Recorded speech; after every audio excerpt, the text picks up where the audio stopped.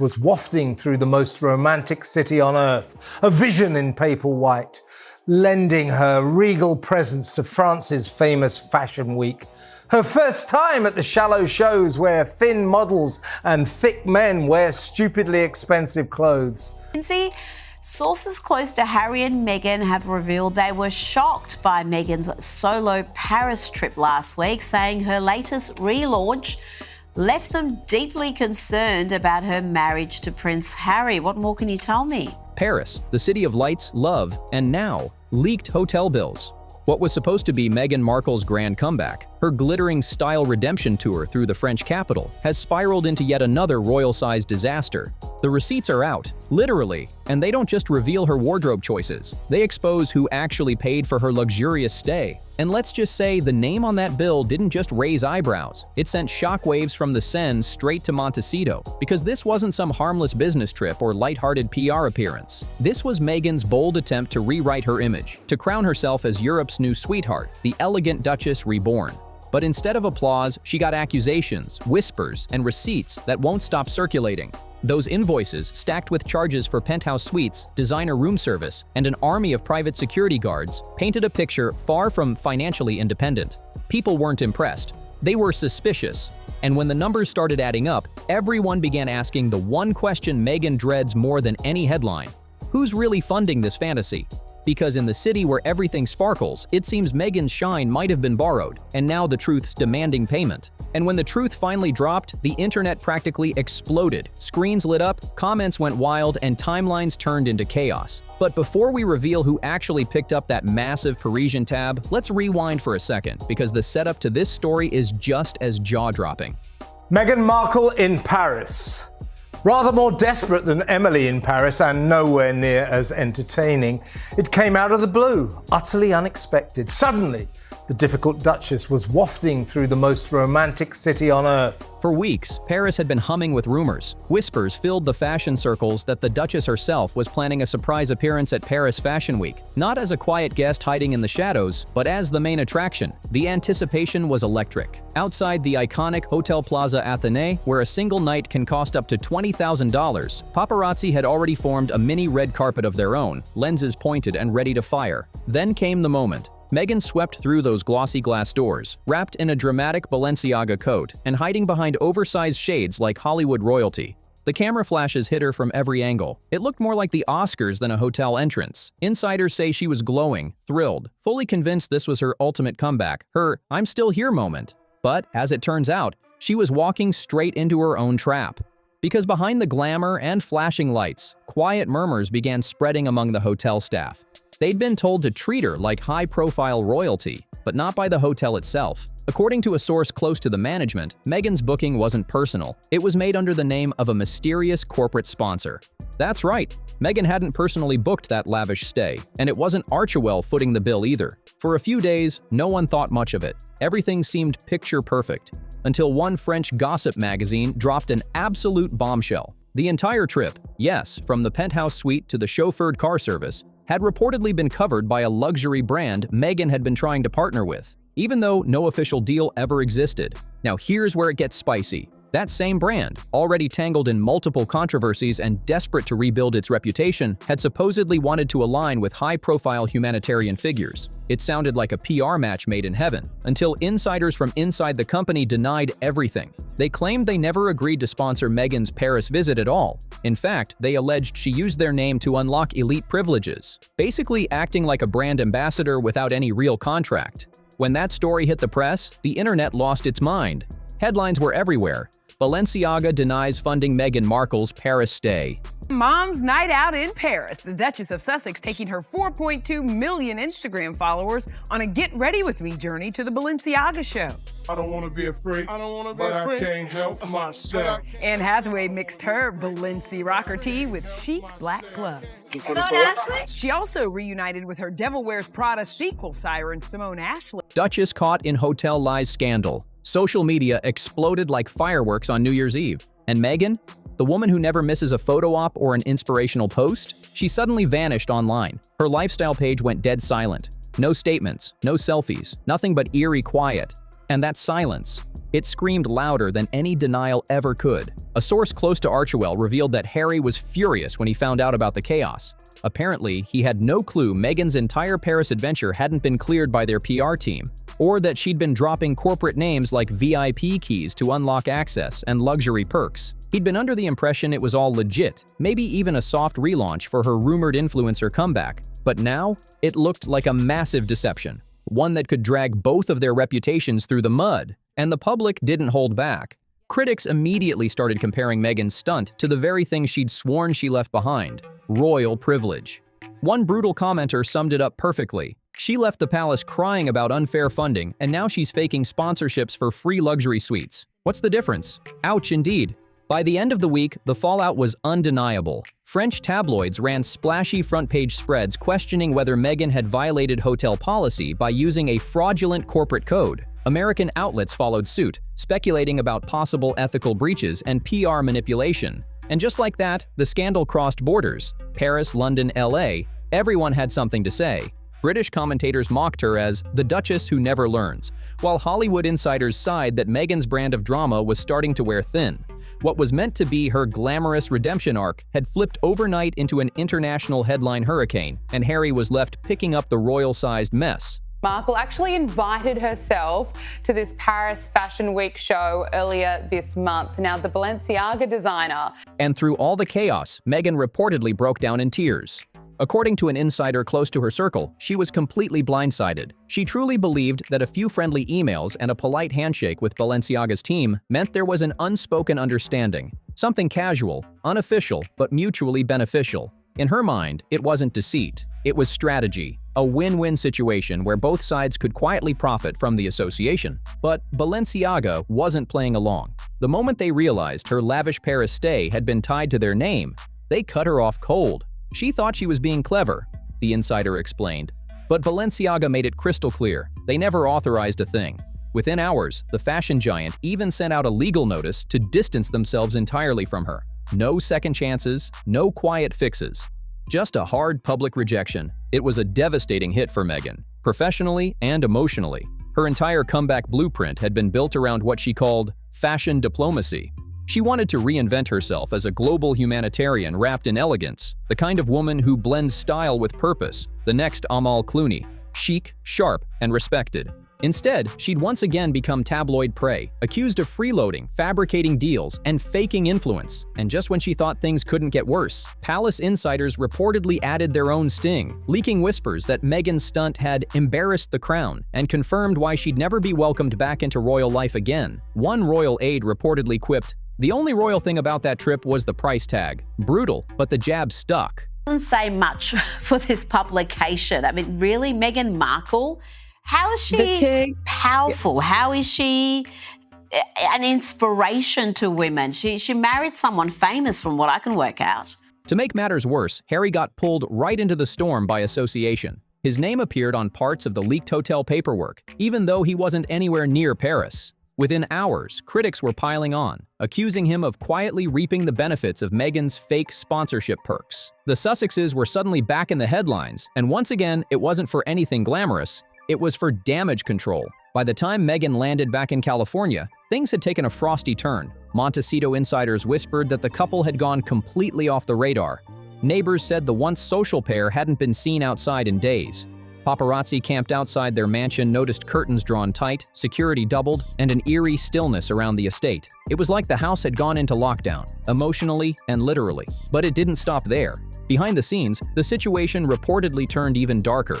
Several luxury brands quietly blacklisted Meghan after the Paris fiasco, refusing to collaborate or even take meetings. No label wanted to risk being associated with what the media had now dubbed the hotel bill scandal. Her image in the high fashion world, the world she'd fought so hard to re-enter, was crumbling fast. The Duchess, who once graced Dior's front row and mingled with couture royalty, was suddenly persona non grata. Once the fashion world's darling, Meghan Markle had become its biggest cautionary tale. And of course, the internet couldn't resist. Memes exploded overnight. Social media was flooded with jokes comparing Meghan to that one friend who always forgets her wallet.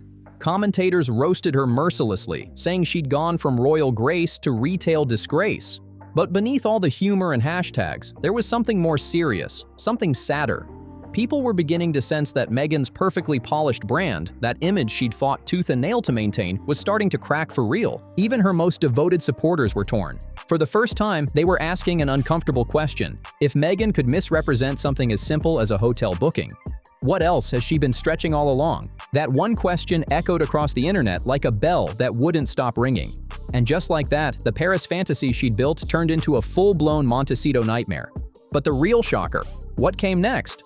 Because when journalists began tracing the money trail behind those leaked hotel bills, the story took a wild turn no one saw coming. This wasn't just about an expensive room or a PR slip-up.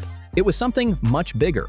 The investigation revealed another name, one that flipped the entire narrative upside down. Suddenly, this wasn't a case of bad management or miscommunication. It was something far deeper and far more calculated. Because when the truth came out, it turned out that the person funding Meghan Markle's luxury Paris getaway wasn't Balenciaga, wasn't Archewell, and definitely wasn't Meghan herself. It turned out to be a wealthy media investor from Los Angeles, someone with serious Hollywood connections, and, according to one insider, a very complicated history with Meghan. His name hadn't been linked to her publicly in years, but the receipts told a different story. Really takes some doing. But this is Meghan Markle's sickest stunt yet. This weekend, she decided to invoke the memory of dead Princess Diana. The payments for her Paris stay were traced back to an entertainment firm he partly owned, the same firm Meghan had reportedly pitched her Love Meghan lifestyle project to just months before the trip. Let's call him Mr. X for now. The second his name leaked to the press, everything changed. What had looked like a messy PR misstep suddenly transformed into a full-blown scandal. Because now, it wasn't just about who paid, it was about why. Why would a Hollywood power player quietly cover Meghan's luxury getaway? And why would she let people believe that high-end fashion brands were footing the bill instead? The optics were disastrous. Overnight, headlines exploded with theories and speculation. British tabloids labeled her manipulative Meghan all over again, gleefully recycling old narratives about deceit and control. Meanwhile, American gossip shows had a frenzy field day, spinning every possible angle. Was it a secret business deal, a quiet favor, or something far more personal? The story had all the ingredients of a modern-day royal scandal, and the world couldn't look away. Was this just an innocent sponsorship gone wrong, or something far more personal? Back in Montecito, the fallout hit like a thunderstorm. Insiders say Harry was furious when he finally learned the truth. Once again, he'd been blindsided, finding out about the mysterious payments only after the media exposed them. According to one source, quoted by the Daily Express, he thought Meghan had handled everything properly. When he found out another man had paid for it, he was livid, embarrassed, and completely betrayed. Another insider claimed that this discovery led to one of their worst arguments ever. The tension had been simmering for weeks, and this revelation set it off like a spark in gasoline. Harry, already stressed by the mounting public backlash, accused Meghan of dragging their name through yet another media circus. "You've made us look ridiculous again," he reportedly snapped, feeling trapped in a never-ending PR disaster. Meghan, in tears, tried desperately to defend herself. She insisted that Mr. X was nothing more than a business contact, someone who'd offered to support her Paris trip as a potential investor in her new ventures. Did Prince Harry humiliate Meghan Markle by ditching her at a New York City event last week to dine alone? But to Harry, that explanation only made things worse. He wasn't buying it. The idea that another man had funded his wife's glamorous getaway shattered his trust, turning what was supposed to be a comeback moment into a full-blown personal crisis. "It's the optics, Meghan!" Harry reportedly shouted. "You said we were moving past all this." The tension inside the Sussex home hit boiling point. For days, the couple barely exchanged a word. Meghan shut herself away, canceling meetings, ignoring calls, and disappearing from social media completely. Friends close to her say she felt humiliated, trapped, and cornered by her own choices. The Paris trip that was supposed to be her glamorous comeback, her return to the spotlight, had now become a public symbol of deceit and desperation, and just when she thought the chaos had peaked, things got even worse.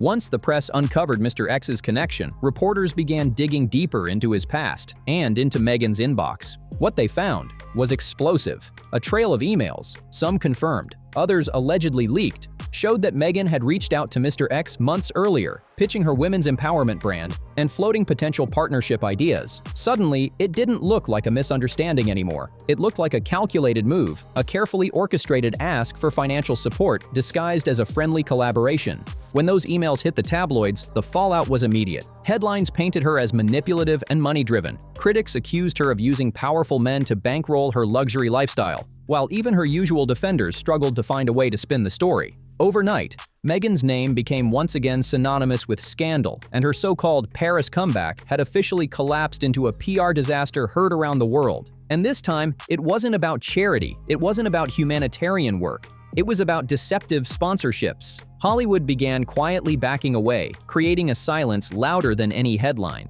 PR insiders whispered that Meghan had become radioactive since the Paris debacle. One A-list stylist even told Page Six, "Brands are terrified to touch her now." The second Balenciaga denied involvement. Everyone realized Meghan doesn't have the pull she once did. That's when the real emotional unraveling began. For the time being, it's impossible for me to take my family back to the UK. Sources close to the Sussexes revealed that Meghan couldn't stop crying once she understood just how deep the fallout ran. She had believed Paris would be her grand reset, the moment she'd reclaim her sparkle and silence her critics. Instead, one friend told The Sun, it blew up in her face. Meghan reportedly felt hunted, sabotaged by the palace, the press, and even by people she once trusted completely. But behind the scenes, some insiders whispered that the sabotage wasn't external. It was self-inflicted. Reports swirled that even her own team had started losing patience. Her personal assistant had allegedly warned her not to use Mr. X's company name for hotel bookings without a signed deal. Meghan ignored the advice, determined to make things happen her way. And when the scandal erupted, that same assistant quietly resigned, walking away from the chaos entirely. By that point, Harry had apparently reached his limit. The once inseparable couple now found themselves publicly united but privately unraveling. They posed together at charity events, smiling for cameras, trying to look strong. But insiders claimed it was all a show. Behind closed doors, Meghan was spiraling, convinced that someone inside their own circle was leaking stories against her, feeding the flames of her downfall. She was crying every night, one insider revealed. She felt like everyone had turned on her. Meghan reportedly kept saying it was all a misunderstanding, that she'd only been trying to build something positive, and now the entire world was painting her as a fraud. It was heartbreak mixed with humiliation, and the pressure was crushing her. Meanwhile, the palace couldn't have asked for a better twist. Courtiers were said to be smirking behind closed doors, quietly telling reporters that the scandal proved Meghan still operated like a Hollywood social climber. Royal aides hinted that this was exactly why reconciliation with King Charles had stalled again. The king, according to insiders, was deeply disappointed, seeing the situation as proof of how far the Sussexes had drifted from dignity. And Mr. X?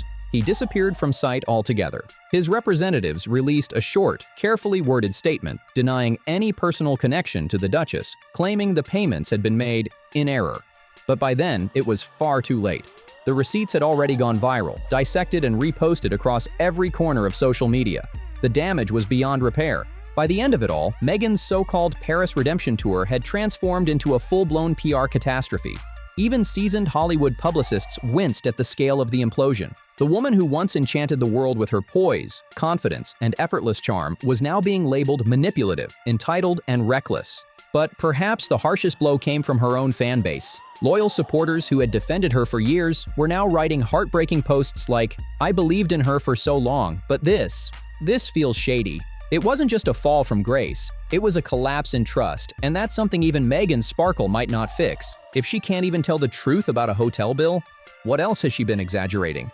The question hit like a thunderclap, echoing across tabloids, timelines, and dinner tables worldwide. It was brutal, but the most heartbreaking part came from Montecito itself. According to one insider, Meghan's tears eventually turned into silence. She stopped taking calls, stopped going out, stopped smiling for the cameras. The walls that once protected her from the public became her prison. For Harry, already weighed down by his own controversies, it was another crushing reminder of how quickly their world kept falling apart. Friends say he confided to someone close, "Every time we try to start over, something happens. It's like we're cursed." That haunting phrase said it all. When the dust finally settled, one thing was undeniable. Meghan's Paris dream had transformed into a global embarrassment. Her reputation lay in ruins, her Hollywood future uncertain, and her marriage under heavy strain. What was meant to be a glamorous redemption arc had turned into a cautionary tale about ambition, image, and the price of perception. And the worst part? Those same hotel receipts that started the firestorm are now rumored to be in the hands of a major UK documentary team. Reports claim they're preparing a special exposé revealing the real truth behind who funded Meghan's Paris escape. If that's true, the drama isn't over. It's just entering its next act. Because this time, there's no palace to shield her, no PR firm to bury the story, and no fairy tale ending waiting in the wings. Paris was supposed to be her grand comeback, her sparkling rebirth, but it may have sealed her downfall instead. And somewhere behind those drawn Montecito curtains, with the cameras finally gone and the world still whispering her name, one truth must be haunting her every thought, no matter how hard she tries to rewrite her story. The ghosts of her past always seem to keep the receipts. If you think this scandal was wild, just wait for what comes next. Hit that like, smash subscribe, and I'll see you in the next one, because this saga isn't over yet.